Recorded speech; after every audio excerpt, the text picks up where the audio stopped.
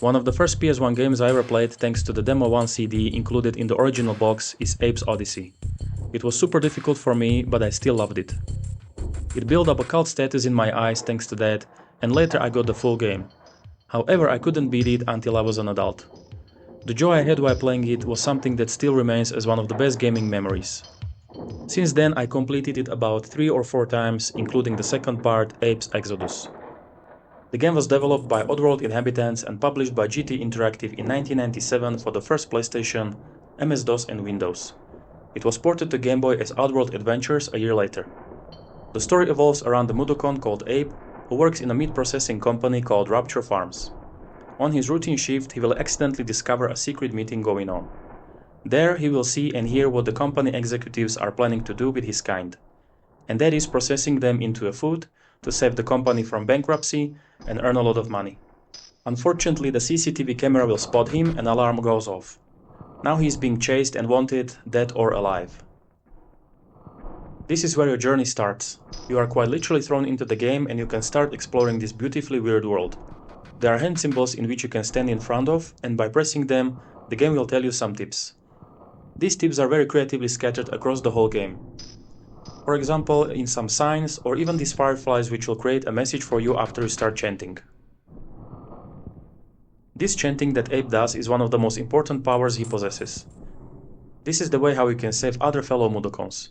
There is always a flock of birds flying in circles, and by chanting they create a portal and your buddies can jump into safety. However, this is not always that simple. Many times there are some obstacles which will prevent your friends reaching the portal. It can be bombs, pits, electric traps or meat cutters. So you always need to think carefully what your next steps will be, and also the ending depends on how many Mudokons you can save.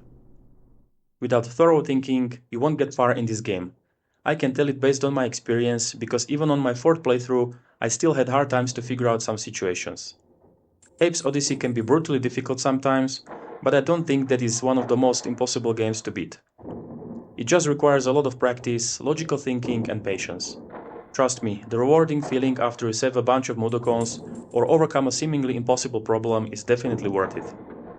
I mentioned that Ape can chant, so let's see what else he can do. Basic platforming stuff like running and jumping is here of course. There is also sneaking and rolling, which are absolutely necessary in some situations.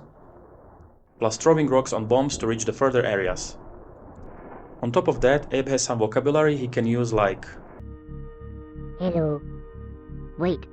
Follow me.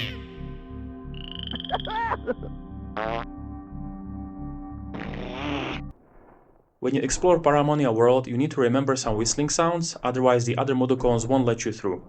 And of course, Abe also talks in cutscenes where he tries to tell you his story. Now let's check the thing I like the most about the game, and that are the graphics.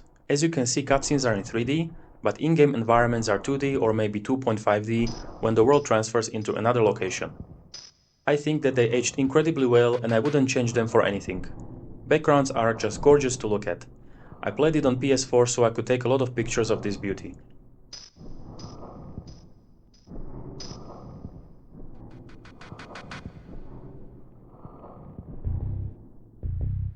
While Ape and Mudokons look a bit grainy in my opinion, enemies like Sleeks, Scrabs or Paramites look very good. And cutscenes are one of the nicest on PS1 without a doubt. Soundtrack is excellent from start to finish. Even before the main menu you will hear some eerie yet somehow beautiful sounds while you are introduced to various logos.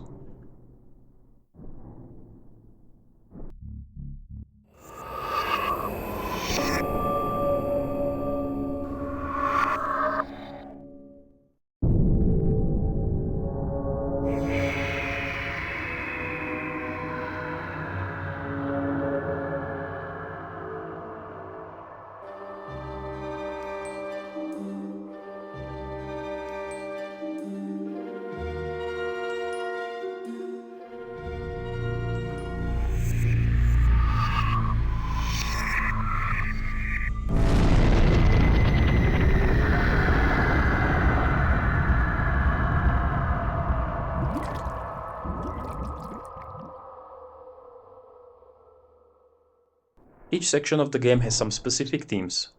My most favorite one was this one from the Free Fire Zone.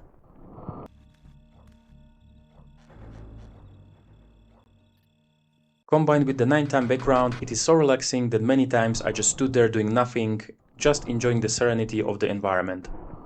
The voice acting is superb as well.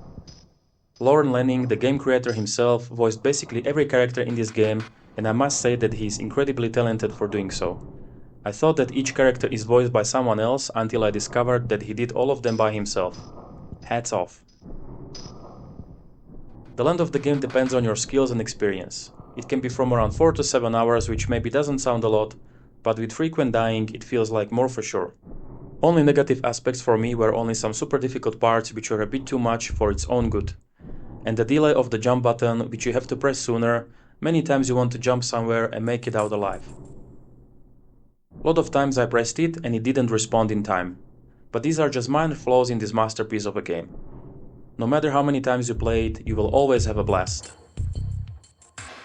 Overall, I will give Oddworld Apes Odyssey a 9 out of 10. I was really thinking of a perfect 10, but it was just a bit too short of reaching that score.